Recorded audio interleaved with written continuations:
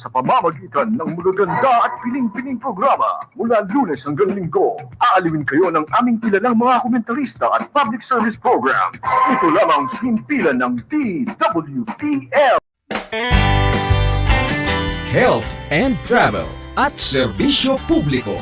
Serbisyo Publiko with Dr. Hilda C. Ong.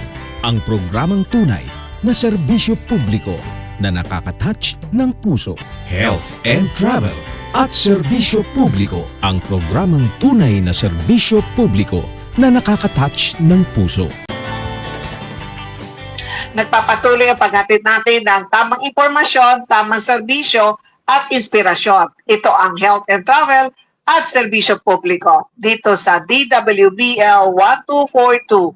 Ako pa rin ang iyong agaran serbisyo lady, Dr. Hilda Ong. Ang Philippine Standard Time ay ganap ng 8:32 na umaga, pwedeng sasabihin sa akin. Sa pagtagya ng DTI o Department of Trade and Industry, nasa mahigit 2 milyon ang nasa online selling sa bansa. Inaasahan na ngayong taon ay aabot sa 33.94 million US dollars o katumbas ng 1.96 billion pesos. Ang kikitain nito particular sa pagkain, electronics and gadgets, fashions, hobby and leisure, furniture and homeware, groceries, care products, at mga do-it-yourself products. Ang Pilipinas ang 23rd largest economy pagdating sa online business. Kamakailan ay naglabas ang BIR o Bureau of Internal Revenue ng Revenue Regulation number 16-2023 na nagpapataw ng 1% na withholding tax sa gross remittances ng mga electronic marketplace operators at digital financial services providers.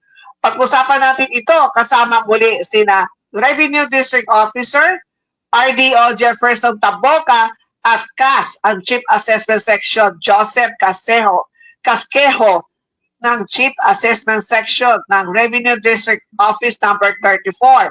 Sila po ay mula po sa Region 6, Manila, na pinamumunuan ni Regional Director Renato Molina. Sir Jeff, kanina wala kang nabanggit. Paano naman yung mga online sellers sa Lazada, Shopee, o iba naman ang lakas-lakas nila nagbebenta sa Facebook Live? Okay. Dr. Hilda Ong, ang ganda po ng tinanong po ninyo. Oo. Kasi sa ngayon, di po ba kami sa BIR, puspusan na talagang tumitingin o naghahanap ng mga online seller na hindi talaga nakarehistro. Ito, alam mo yung online selling, nag-umpisa ito during the pandemic. Yeah, kasi gustong kumita yung mga tao na walang pagkukuhanan ng income nila. Ngayon, nandyan pa rin sila. Yung iba, hindi talaga nakarehistro sa BIR. Oh. Ngayon, paano namin ngayon mahahanap o mahuhuli yung mga hindi nagre-rehistro? Ngayon, naglabas kami ng, ilalabas pa lang naman ito, na ngayon, lahat ng mga merchants ng mga online platforms, supposing lang, yung Lazada, Shopee, yung mga ganyan, no? I-require na sila na magrehistro sa BIR. Oh. Para pumasok sila sa kanilang platform. Hindi ka na pwede makikilasada na magbebenta kung hindi ka nakarehistro. Oh. Kasi ngayon, meron na tayong withholding taxes sa lahat ng mga ibebenta nila. So, ano yung amount ng withholding taxes? Supposing lang, ikaw online seller sa Lazada. Ginamit mo yung Lazada para magbenta ng siopaw. Okay. Ngayon, kapag ikaw ay malaki ang sales mo, withholdan ka ng Lazada ng 0.5%. Tama ba ako, Kas Joseph? Yes, sir. 0.5%. Basta yung total income mo nag-exceed sa 500,000. Okay? Ibig ko sabihin, pag total income mo, hindi annual income mo yan, nakikita mo talaga, ikaw makakabenta ka ng 1 million pesos worth ng siopaw every month O yun, yun ang kwan mo. So, kailangan, nakarehistro ka. Nakarehistro ka sa BIR, nakarehistro ka sa value-added tax. Ano ngayon mangyayari kapag hindi ka nagrehistro sa BIR? Bahala ka sa buhay mo. Paano kung kung hindi naman sila through Lazada, Shopee, Facebook, sila mismo nagla-live Ayan, selling. dyan na po yung aming hahanapin din. Oo. Kasi sila, nakikita sila. Ang Facebook is social media, open platform po yan eh. Oo. Kaya kung nakikita namin dyan, ang lakas-lakas magbenta ito, abay, candidate ka. Ganon po yon. Pero ang maraming hindi nakakaalam sa mga online sellers ngayon, meron na pong withholding taxes sa mga binebenta ninyo, nagagamitin nyo yung mga online platforms nyo.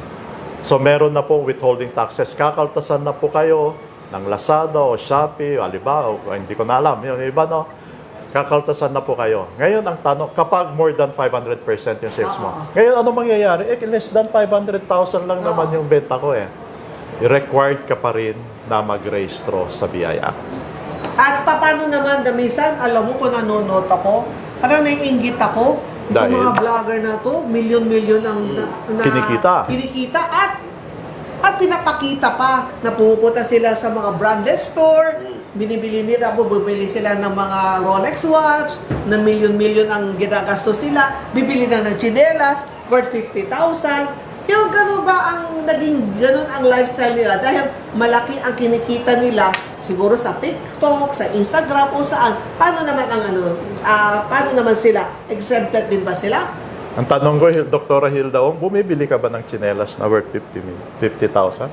Meron talaga. Biro lang po. Oo, meron talaga. Biro lang po. Nagulat ako, Oo. sabi ko, sayang ang pera. Ngayon, para sa mga nakikita natin visually talaga sa ating mga social media platforms like YouTube, Twitter, Facebook, nakikita natin yan, abay talagang they are being closely monitored by the BIR. Kasi hindi naman namin kaagad-agad na sasabihin, uy, ang dami-dami mong kinikita. Titignan namin siyempre yung yung declaration nila. Supposing, gaya sa iyo, sinabi mo, bumili siya ng Rolex doon sa mamahalin na worth millions yung Rolex niya. Sa asawa niya. Pero yung declaration lang pala niya sa income statement niya, 500,000 na yung gross income niya para sa pag-vlogging niya. Abay, alam mo na yon. Ano nang gagawin ng BIR doon? So yun ang yung mga nakikita mo talaga sa Facebook na pinapakita nila yung biglang yaman nila, biglang nagbago ang kanyang lifestyle.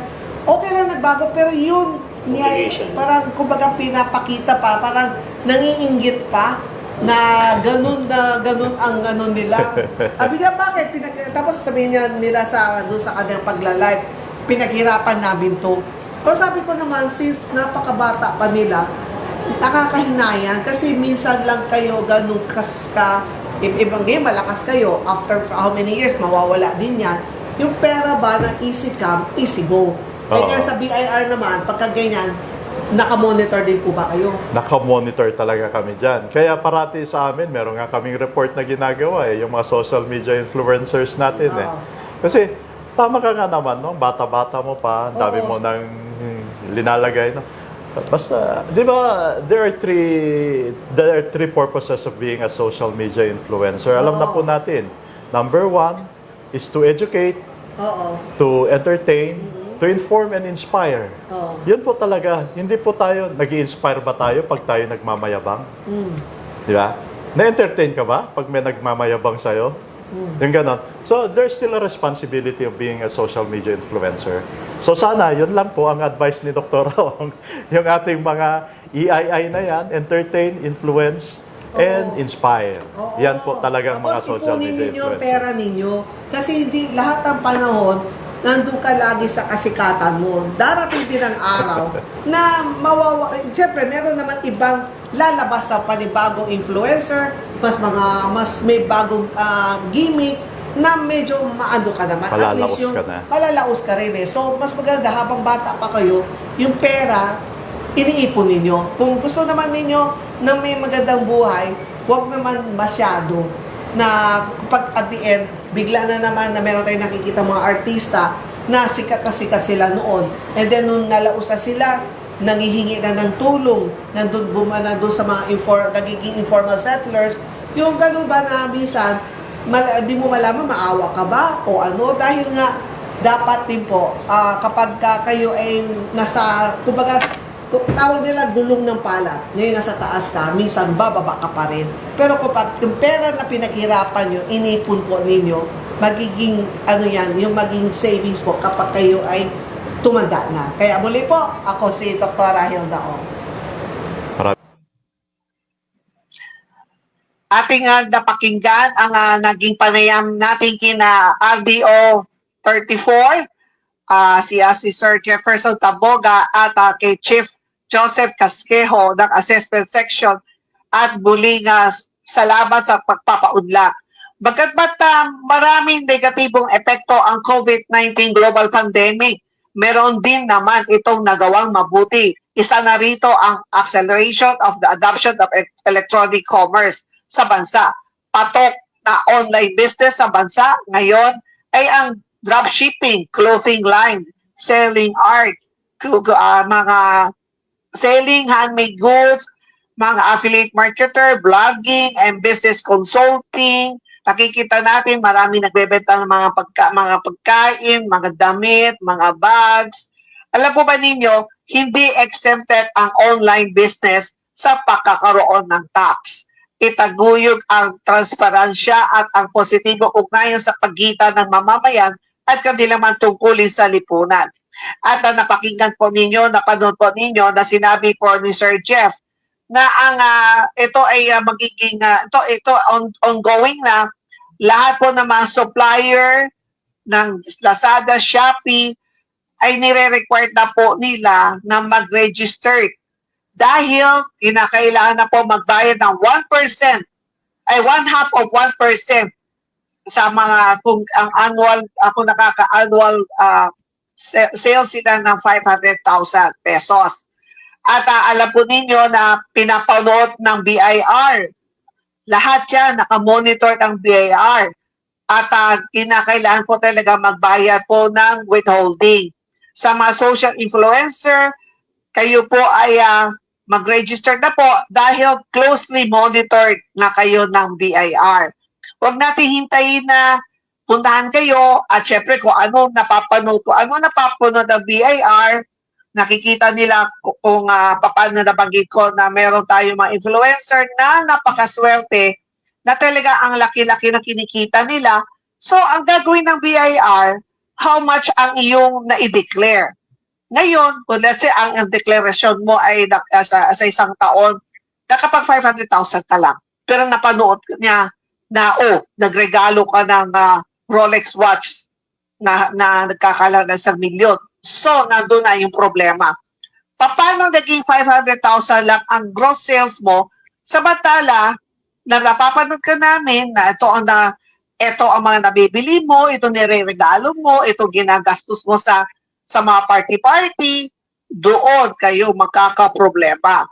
So, lahat ng online seller subject po ng 1% withholding tax. Mas maganda na lang na magbayad na lang tayo ng buwis. Total kumikita din kayo at bilang tax at bilang dito kumikita tayo, mag-obligasyon naman natin ay magbayad ng buwis. Ang makabuwalang batas na ito ay nagsisilbing pangunahing pagbabago sa paraan ng ating pagsusulong sa mga obligasyong buwis. Layuning ginhawaan ang pasalin ng mga nagbabayad ng buwis sa pamamagitan ng pagpapakilala ng mga makabago at makabulang hakbang na nagpapalakas sa pagiging abot kaya, linaw at katarungan. Ang pagbabayad ng buwis ay hindi lamang isang legal na obligasyon, kundi isang tuwid at makapangyang ambag sa paglago at kaunlaran ng ating bansa. So, ang ating panawagan sa ating mga online sellers o mga influencers, mga nag-entertain, yung talaga alam mo ninyo, pagka minsan ako ay pagod na pagod, at ako ay nandun nasa hawak-hawak ko lang yung cellphone or iPad, at pinapanood ko din sila, ako din ay naaaliw. And then nakikita naman natin na alam naman natin sila ay kumikita din. Kumbaga tayo ay tumutulong din sa kanila dahil tayo ay nanonood, na-appreciate tayo, kumbaga nalilibang tayo. Pero obligasyon din ng bawat influencers o blogger na magbayad po kayo ng buwis kung kayo ay tumatanggap ng mga payment sa either sa Facebook, sa YouTube o sa Twitter, ano po ba 'yon? Kung kayo ay kumikita naman magbayad din po kayo ng 1% withholding tax. Huwag niyo hintayin na kayo ay puntahan ng BIR, sasakit ang ulo po ninyo. At mahirap na po. At syempre, isa-isa na ng BIR, i-compare nila kung ano dineclare mo, ano ang nakita nila, sasakit ang ulo nyo. Kaya yan po. Samantala, ang oras sa buong kapuluan ng Pilipinas ay ganap ng 8:47 na umaga, Puerto MC, Tapchitog, Saki. Sa pagbabalik ng health and travel at serbisyo publiko, pasadaan naman natin ang balita ngayong araw na ito. Health and Travel at Serbisyo Publiko. Serbisyo Publiko with Dr. Hilda C. Ong. Ang programang tunay na serbisyo publiko na nakaka-touch ng puso. Health and Travel at Serbisyo Publiko. Ang programang tunay na serbisyo publiko na nakaka-touch ng puso.